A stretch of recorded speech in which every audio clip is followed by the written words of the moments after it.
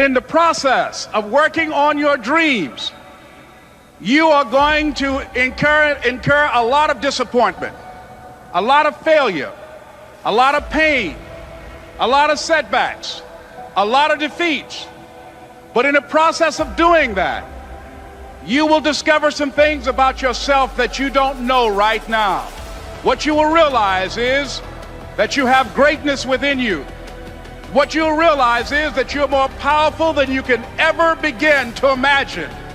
What you will realize is that you're greater than your circumstances, that you don't have to go through life being a victim.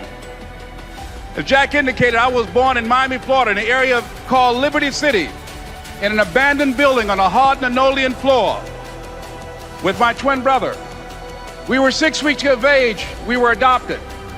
When I was in 5th grade, I was identified as EMR, labeled educable, mentally retarded, put back from the 5th grade into the 4th grade, and stayed in that category until I got out of high school.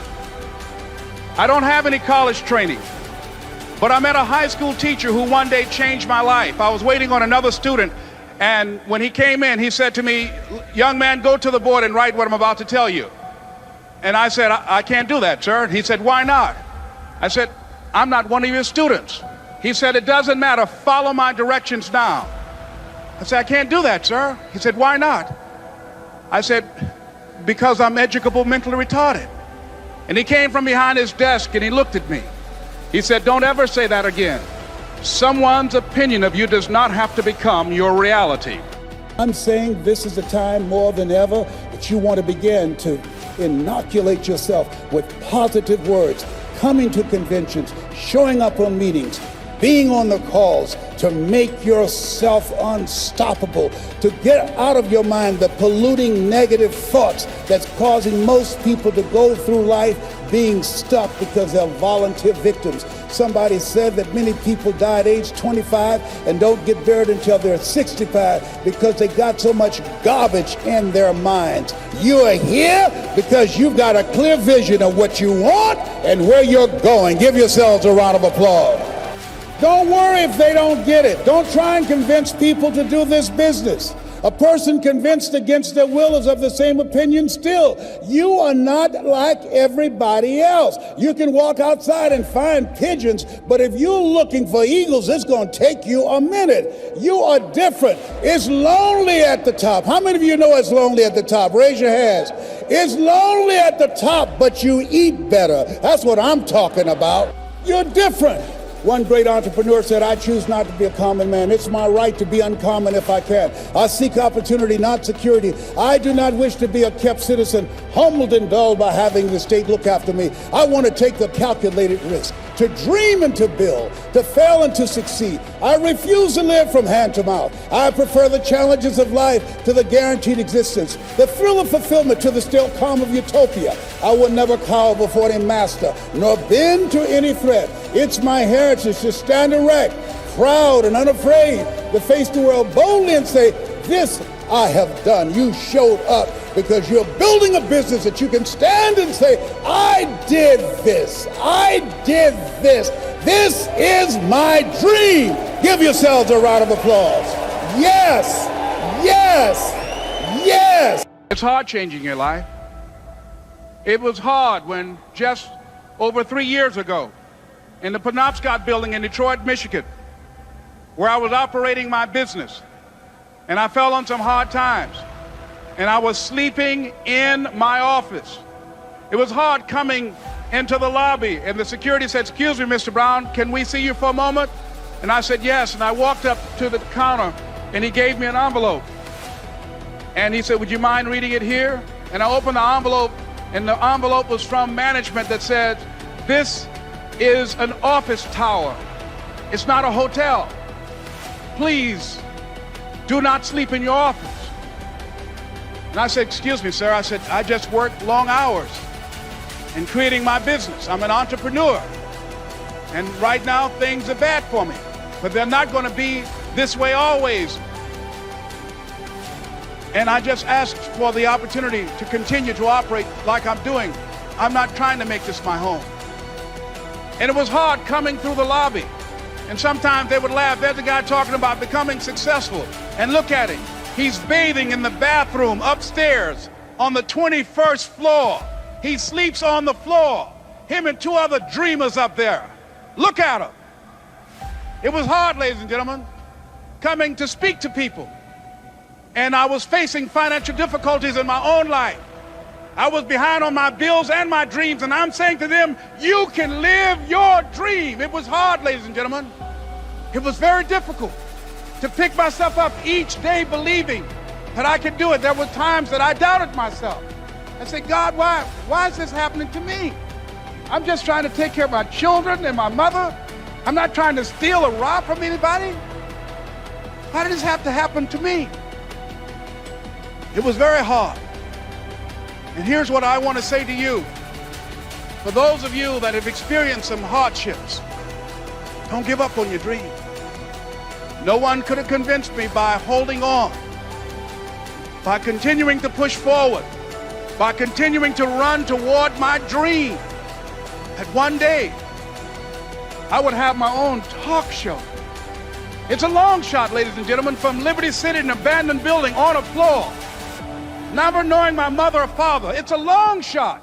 Being here with you today in this dome in Atlanta, it's a long shot. No college training, labeled educable, mentally retarded, but I kept running toward my dream. Don't stop running toward your dream. Here's what I discovered that happens to you in life, that you will go through things, and while you're going through them, you can't understand why it's happening to you. But after you go through it, you get back and you look at it and you say, oh, now I understand why I needed that lesson. Have it ever happened to you? Raise your hand. Has it ever happened to you that I couldn't understand it then, but after I got through it, then I saw that was preparing me for bigger and better things. That as you go through the challenges of life and you look at it and embrace whatever comes to you, don't run from it. Step toward it. Don't try and duck it like most people do. See, most people want it easy. See, easy come, easy what? Easy go. See, but when you go at what you're going to deal with and you deal with the difficulties of it, when you handle those hard things close at hand, making those hard decisions right now that you don't want to make, learning those things that you don't like to do, but you know that in order for you to get where you want to go, this is one of the hoops that you have to flip through. And I'm saying to you, whatever you got to do it, because if you don't, life is going to whoop you until you surrender and say, okay, all right, I cooperate, okay, I learned, okay. It had to wear me out a long time. So if it's hard, then do it hard. You're going to focus to develop your skills. The guy was the new owner of a baseball team that was in the basement of the league when he took it over. He went to the pitcher and he said, what is your best throw? He said, well, I got a good curveball and I've got a good fastball. And he went on talking about his different throws. He said, but tell me this, what is your best throw? He thought for a moment. He said, I've got a good fastball. He said, that's all I want you to work on. Nothing else. Just develop your fastball. The next year, they went to the World Series. Most people don't know where their fastball is. Most people go through life never discovering what their talents are. Most people never develop their talents. They have skills and abilities, but if you don't nurture them, if you don't develop them, they will never serve you. Your gifts can take you many places if you develop your gifts. Most of us don't like to do those things that come easy to us. I've always loved to talk to people. I decided, taking this advice, to develop my skills as a speaker. And my gift has developed and it's taken me many places. You have something that you brought to the universe, and that if you decide that my life deserves my developing, this is what I do well, and becoming the best at it, and mastering myself, and seeing what I have within me. If you decide to drop your buckets where you are and develop your gifts, I grant you, you'll never ever be without. I grant you that your gifts will take you places that will literally amaze you. I grant you that if you begin to work to develop your gifts, you'll develop a strong sense of happiness. You'll get a larger vision of yourself, because part of beginning to get a larger vision of yourself, all of us need some area of our lives where we can have a feeling of competence. That people know when they think about this area, that's something you do. That you eat and sleep that. And that you do that. You do that. And people know it. And you know it. So you've got to work on it.